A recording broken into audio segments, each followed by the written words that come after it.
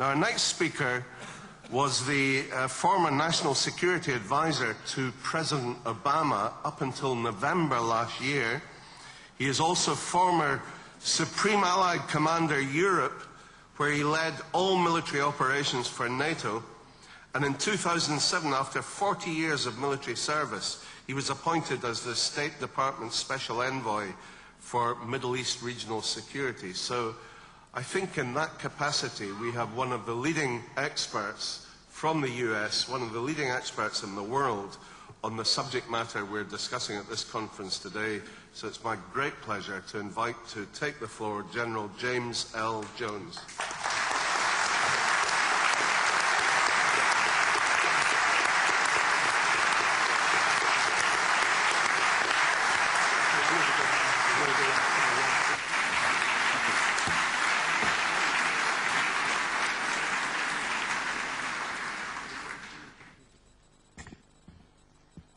Thank you very much, ladies and gentlemen, and thank you for the opportunity to spend a few moments with you to talk about a very, very important subject.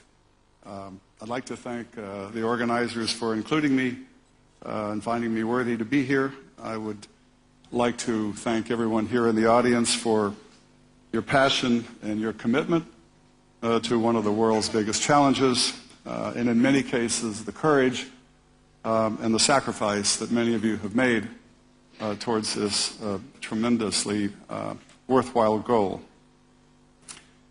I think the reason that we are all here is to underscore the threat to the global world order posed by the current Iranian government and its actions, and its threat to peace and stability in the world, and not just the region, I mean the world, and to the human rights, the threat to human rights and opportunities for a better life that is rightly the privilege of all Iranians, and those who are held hostages in Iranian jails today, including 3 innocent Americans, and anyone who suffers under the Iranian tyranny.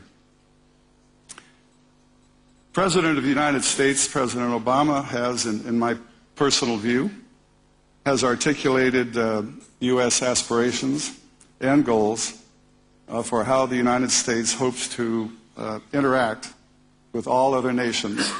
And he did so in 2009 in really 3 major speeches. Now, the first, obviously, was his inaugural address on January 20th, 2009. The next one was in Cairo later that year. And the third one was when he accepted the Nobel Peace Prize, again, still later. All 3 of these policy statements offered the opportunity for new beginnings based on human dignity, respect for other cultures, religious freedom, and the rights of all men and women to be free. A fourth presidential statement was also important, and I think I should mention and reemphasize the importance of that statement.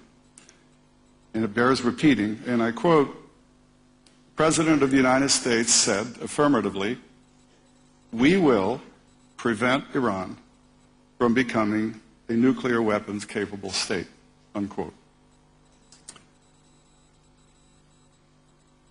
This forms today's basis for American policy with regard to Iran's nuclear program. And we are committed to the success of the journey, and for our own, not only for our own national security, but for the international security of the world. This is not a backyard problem. Iran is not simply a local problem. It is not even a regional problem anymore. As was said several times before, and I associate myself with that description, this is a global problem. And we must think about it, and we must believe the following. A nuclear-capable Iran is bad enough for the world to contemplate, for many obvious reasons. But worse than that is that it will certainly trigger a nuclear arms race among other countries in the region. And still worse than that, it could export, Iran could export, if it acquires the technology, that technology to terrorists and their subsidiaries. And when that happens, the world as we know it will be changed. So the moment is historic for all of us, because that change will not be good. What has been done to date is not insignificant. Allow me to mention a few things.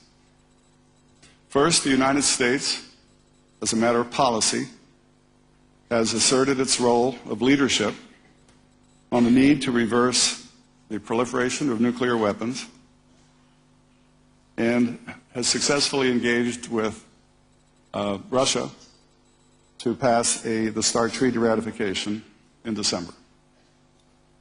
It has also led a very successful international conference designed to highlight the threat of the spread of nuclear weapons, and clearly and patiently gave the Iranian government a chance to reveal its true intentions by its activities, not just by its words. Over the past 2 years, we have engaged in overt and covert messaging to try to see whether the threat, the possibility of logic and reason could prevail. Every new nation's administration deserves an opportunity to test the global waters for a while. And in the face of little evidence that Iran has any intent to alter its nuclear weapons development program, the United States both led and participated in the world adopting the most far-reaching set of sanctions perhaps ever imposed on a single nation, with significant participation of Russia, China, and, of course, the European Union. The full impact of these sanctions is being felt, and the full impact will not be felt for some time to come. Now, Iran's actions have thus far created probably some unintended consequences for them, and their continued miscalculations will result in the following. Have resulted in the following, excuse me. The first is a U.S., Russian, and Chinese alignment, the likes of which no one could have forecast just a year ago or 2 years ago. In fact, the Russians canceled the sale of weapons of the S-300 missiles to Iran. Who would have thought that to be possible just a few short months ago? Second, the U.S., European, and Arab solidarity on this particular issue has increased dramatically. In Iran, for reasons that only they can explain and no one else can accept, has just delivered a major insult to Turkey in Istanbul. Turkey, the only major country other than Brazil to believe in the Iranian intentions in 2010, mistakenly so. In short, Iran is now more isolated than ever, but sadly, as the regime tries to survive, it's the Iranian people who suffer even more. In the last few days, 3 executions, as Judge McCasey pointed out just a minute ago, of men whose only crime was a passion to be free, to be with their families, and to visit their relatives at Camp Ashraf. The Iranian people are not alone in suffering at the hands of this regime. Going back to Kobar Towers, the support to Hamas and Hezbollah, attacks in Israel and elsewhere in the Middle East, many deaths of U.S. and coalition forces in Iraq come as a result of Iranian technology and weapons.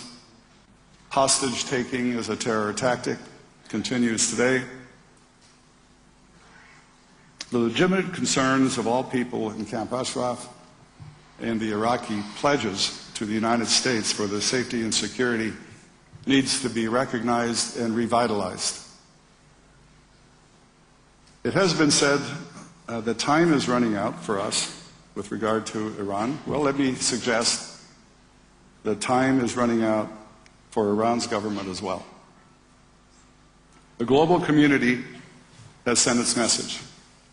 In Istanbul, it was rejected by Iran. Sanctions are but one of many ways to cause change in the Iranian behavior. The suffering of the Iranian people cannot continue. The U.S. will continue to pay close attention and to engage on all aspects of this issue, from human rights to achieving peaceful use of nuclear energy that is the legitimate right of all nations. So this is the path to follow if we are to look at our children in the eyes and our grandchildren, who someday will surely ask us the question about what it was we stood for and what it was we did in 2011 when we had the opportunity to make the world a better and a safer place. So let us work together so that we can give them the answer they deserve. Because here and on this subject and with this government, failure is most certainly not an option. Thank you, ladies and gentlemen.